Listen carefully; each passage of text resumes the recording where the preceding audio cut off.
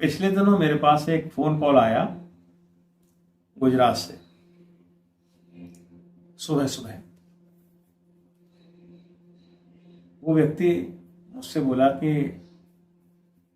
गुरुजी मैं एक साधना कर रहा हूं। वो साधना है कर्ण पिशाचिनी की। मैं नाम सुनते ही चौंक गया। मैंने उससे पूछा कि भाई ये तुम साधना किसके कहने से कर रहे हो और कौन ये करवा रहा साधना। तो उसने कुछ डिटेल बताया यूट्यूब के बारे में, उस व्यक्ति का नाम भी बताया और कहा कि मैं उनके कहने से ये कर्ण पिशाचिनी की साधना कर रहा हूं। लेकिन अब एक परेशानी मेरे साथ ये आ रही है कि मैं इस साधना में फंस गया हूं और उससे बाहर नहीं निकल पा रहा हूं। ना तो ये पूरा हो रही है और ना ही इससे मुझे कोई लाभ हो रहा है, इससे मुझे नुकसान बहुत हो रहा है। मैंने जब उससे पूछा तो मैं सन्न रह गया कि कोई व्यक्ति इतनी बड़ी बड़ी बातों को सिर्फ नुकसान कहकर कैसे टाल सकता है। तो जब मैंने उसकी कहानी सुनी, जब मैंने उसकी बातें सुनी, उससे मैंने क्वेश्चनिंग की तो मुझे पता चला कि ये कितनी गहराई तक उस दलदल में फंस चुका है जिससे बाहर आना उसके लिए अब असंभव है।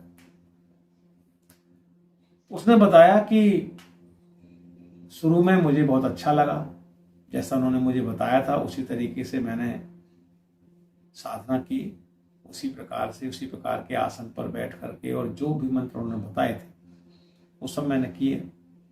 और मुझे जब उसके अनुभव होने लगे तो मुझे एक बहुत सुंदर महिला के रूप में वो दिखाई दी।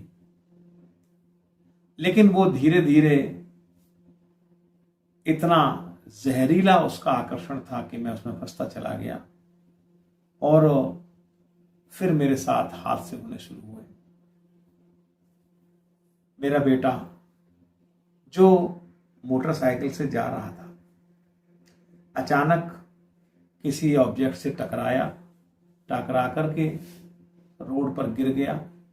उसका सिर डिवाइडर से टकरा गया। कुछ माँ भगवती की कृपा थी, कुछ ईश्वर की कृपा थी कि समय उसका अच्छा था, वो बच गया। एक दिन दूसरी उसने घटना बताई। एक दिन वो अपनी कार के पीछे, ऑल्टो गाड़ी थी उसके पास, उसके पीछे वाले जगह पर वो बैठा हुआ था, यानी कार के बाहर कार के पीछे बैठा हुआ था। शायद कार में कुछ काम कर रहा था और अचानक कार बिना ड्राइवर के बैक गियर में जाकर के उस पीछे की तरफ चलने लगती है और इसके ऊपर चढ़ जाती है। ये बाल फिर बचा, मरने से बचा। हाथ में चोट आई, घबरा गया। इसके बाद एक घटना और, उस स्त्री ने इसकी पत्नी से कहा कि ये जो साधना इसे बंद करवा दे वरना धमका कर चली गई। लेकिन तब तक इतनी देर हो चुकी थी कि वहां से लौटना संभव नहीं था। एक दिन वो व्यक्ति अपनी मोटरसाइकिल पर रास्ते में जा रहा है कहीं, एक मधुमक्खी, बड़ी मधुमक्खी कान के पास बार बार भुनभुना रही है, बार बार आवाज कर रही है, डिस्टर्ब कर रही है और हटाने पर भी नहीं हटती। और अंत में ऐसा हुआ कि उस मधुमक्खी की वजह से उसका एक्सीडेंट हुआ। उस व्यक्ति का फ्रैक्चर हुआ, चोट आई पैर में, चेहरे पर भी चोटें आई। मुश्किल से जान बची। और इस तरह की घटनाएं लगातार होती रही।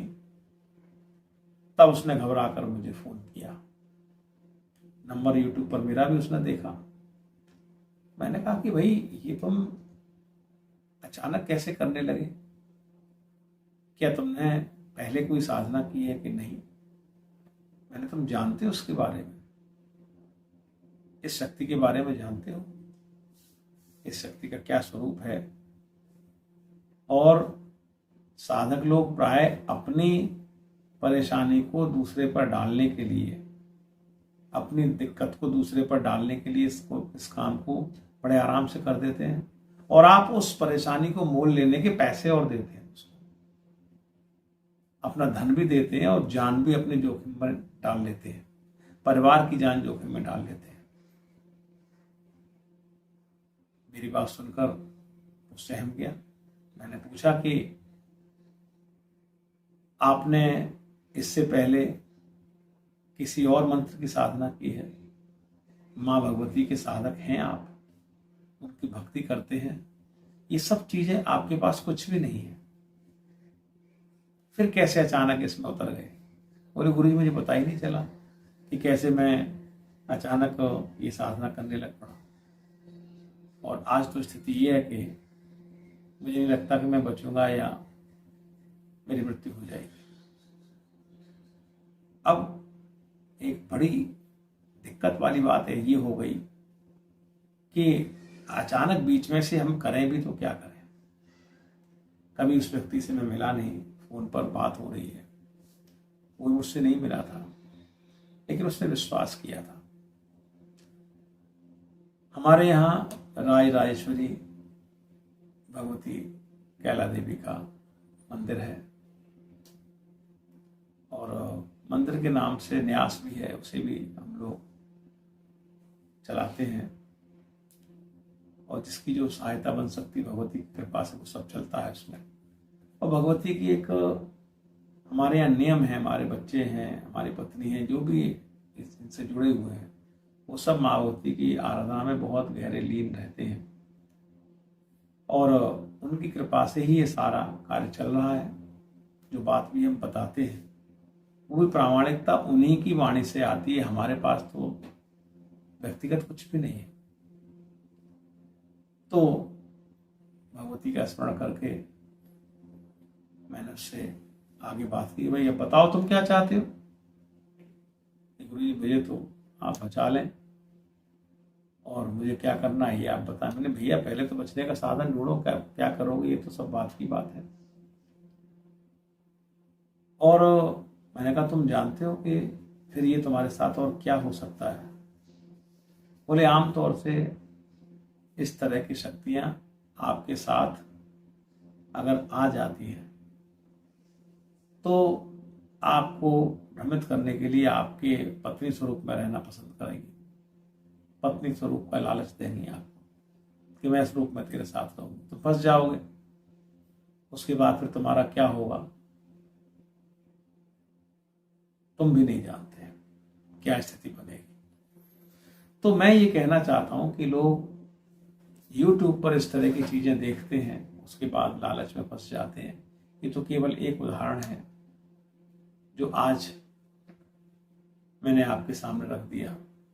हमारे अनुभव में तो बहुत सारे उदाहरण ऐसे आते हैं, बहुत सारे लोगों के उदाहरण आते हैं जो यही सब काम कर रहे हैं। लोगों के भी ग्रुप हैं जो उन्होंने YouTube पर चला रखे हैं, उनसे साधना दे देते हैं। लोग जा रहे हैं, अब जाने किस दिशा में जा रहे हैं। लेकिन एक बात बहुत अच्छे से आप समझ लीजिए कि अगर आपके पास माँ भगवती की भक्ति नहीं है तो आपके लिए कोई भी साधना घातक हो सकती है, ये आप ध्यान रखें। आप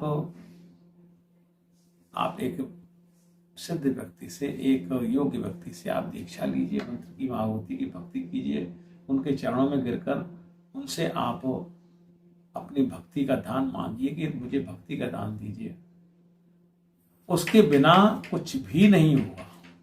एक बात आप ध्यान रखें, अगर छोटी मोटी कोई चीज आपको मिल भी गई तो भी उसका क्या मूल्य है? छोटी मोटी चीज का कोई मूल्य नहीं है। और बड़ी चीज के लिए अगर आपने प्रयास किया तो आप समझ लीजिए कि वो बड़ी चीज आपको सिर्फ और सिर्फ नुकसान में डालने के लिए। ये आपको ध्यान रखना चाहिए कि हम कहाँ से साधना कर रहे हैं, कहाँ से ज्ञान ले रहे हैं, कौन व्यक्ति है, क्या उसका आकार प्रकार उस साधना के क्षेत्र में कितना है, पता नहीं आपको। तो उसको में जाने से पहले आपको ये सब सोच लेना चाहिए। फिर उसने जब ज़्यादा किया तो फिर उसका इंतज़ाम यहाँ से किया गया मंदिर के द्वारा, और उस चीज़ से उसको मुक्ति दिलाई कि हाँ भाई चलो अब खुश है। माँ भगवती का मंत्र उसने लिया और अब आराम से वो मंत्र को कर रहा है और प्रसन्न है, परिवार भी प्रसन्न है उसका। तो मैं आप लोगों से ये कहना चाहता हूँ कि बहुत सोच समझ करके इस फील्ड में आइए, लालच में मत फंसिए। अगर ये सब इतने साधन इतने आसान होते तो कोई भी कर सकता था। एक तो करने का अहंकार, क्योंकि आप सीधे सीधे उस साधना में उतर रहे हैं, सामने वाला आपको सिर्फ आपसे पैसे ले रहा है, उस चीज को करा रहा है, आपको यक्षिणी की साधना करा रहा है, लूना चमारी, यानी किस किस की साधनाएं यूट्यूब पर चल रही हैं, लोग कर रहे हैं, और उनसे लाभ तो मैंने किसी को ज्यादा होते हुए नहीं देखा। किसी ने आज तक मुझसे ये नहीं कहा कि हमें ये लाभ पहुंच गया। और हानि की बात अवश्य आती है। ये घटना मैंने आपसे जिक्र किया है, बहुत सारी घटनाएं हमारे जीवन में, तो लोग आते हैं इस तरह की बात करते हैं, और हम व्यक्तिगत जीवन में भी इन बातों को जानते हैं। आप एक बात समझ लीजिए कि आपकी आत्मा जब तक इस शरीर के अंदर है तब तक तो सुरक्षित है, सब कुछ ठीक है। आप जितना आपको आपके कर्म है उसके अनुसार आप भोग लेंगे, लेकिन इस शरीर से बाहर निकलने के बाद आत्मा जो 5 कोश हैं, एक कोश ही तो गिरा केवल आपका, उसके बाद बाकी 4 कोश, उनके गुण, और इसके अलावा कहाँ कहाँ पर, यानी काम क्रोध लोभ मोह अहंकार, ये विकार, ये सारे जो कोश हैं, इनमें से किस जगह पर आपकी आत्मा अटक जाएगी, वही स्वरूप मनुष्य को प्राप्त हो जाता। तो इनमें अशरीरी आत्मा में बहुत सारी योनियां हैं, और उनके बारे में किसी को जानकारी पूरी तरीके से होती नहीं है। अगर है भी तो जानकारी लेकर के आप उसका कर भी क्या लेंगे। इसलिए सावधान रहिए, और कोई भी साधना करने से पहले माँ भगवती की आराधना करिए, और उनके चरणों में गिर करके भक्ति का दान मांगिए, तभी आगे बढ़िए। सबसे अच्छी साधना वही है कि आप उनकी भक्ति करें। वे जब प्रसन्न होती हैं तो आपको सभी कुछ प्रदान करती है। मुझे मेरा ही उदाहरण लीजिए, मुझे मेरे गुरु की कृपा से, माँ भगवती की कृपा से वे सब चीजें समय पर सब प्राप्त हुई जिनकी लोग कामना करते हैं। लेकिन वे जब अनायास प्राप्त होती है, किसी की कृपा से प्राप्त होती है, तो आपके अंदर अहंकार नहीं आता और आप अपने ही विनाश से बच जाते हैं। और जब आप उनको अपनी शक्ति के मद में प्राप्त करने का प्रयास करते हैं, तो पहले तो प्रयास प्राप्त होना ही मुश्किल कार्य है, क्योंकि अगर आपकी कुंडली में वो योग नहीं है, सिद्धि योग नहीं है, तब तक आप कुछ भी करते रहे, नुकसान आप भले ही अपना कर लें, वो चीज प्राप्त नहीं होगी। अगर हो भी गई तो आपको नुकसान दे देगी। तो हम इस फील्ड में भी काम है हमारा, इस फील्ड में भी हमारा परिवार कार्यरत है कि आपको उस जगह पर ले जाएं, आपको बता पाएं आपके date of birth, time of place से कि आपके जीवन में सिद्धि योग है या नहीं है, क्या सिद्धि आप करें, क्या साधना आप करें जो आपके कार्य में आती है, जो आपके जीवन में आपके लिए उपयोगी होगी। वो कौन सी साधना है वो आपको बताएं। तो साधनाएं अनंत प्रकार की हैं। हम तो समुद्र में से एक बूंद उठाने वाला काम करते हैं। तो आपको ये पता होना चाहिए कि कौन सी साधना आपके जीवन में आवश्यक है।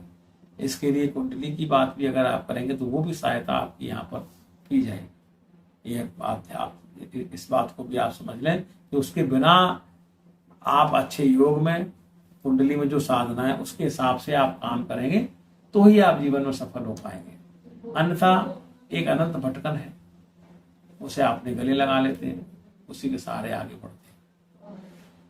तो इस वीडियो में ये मैंने आपसे चर्चा की, आगे फिर दूसरे विषय पर आपसे चर्चा करूंगा।